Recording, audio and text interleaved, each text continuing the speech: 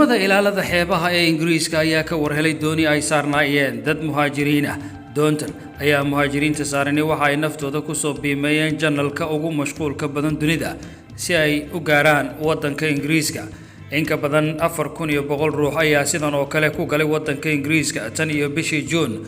ciidamada ilaalada xuduudaha ee dhinaca Faransiiska ayaa dhinacooda sheegay in isla bishan dhexdeeda ay ka hortageen muhaajiriin u gudbay Ingiriiska kuwaas oo isku celcelin noqon lahaa ilaa 10 safar oo aad u halis badan.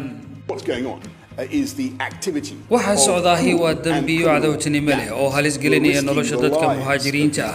waxaanu rabnaa inaanu ka hortagno kuwa wax tahriibinaya annaga oo la shaqeynayna dawladda wadanka Faransiiska way hubaan in waxani aanay ahayn fikrad fiican. tani waa wax xun oo doqonnimo ah, khatar badan isla markaana ah fal dambiyeed.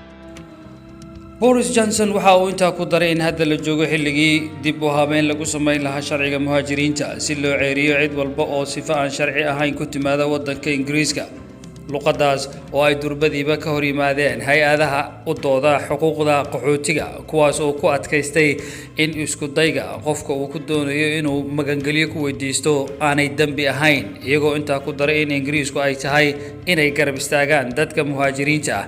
Ingiriiska ayaa haatan ka dalbaday Faransiiska inay laba jibaaraan dadaalka ay kaga hor tagayaan muhaajiriinta dhankooda ka soo tallaabaya. laakiin Faransiisku waxay ku adkaysteen inay ciidamo ilaalo ah dhoobeen xeebta dhererkeedu yahay 300 kilomitir, waxaana ay sheegeen inay horay halkan ugu qabteen ilaa dhowr doonyood oo ay muhaajiriintu ku doonayeen inay uga tallaabaan dhinaca wadanka Ingiriiska.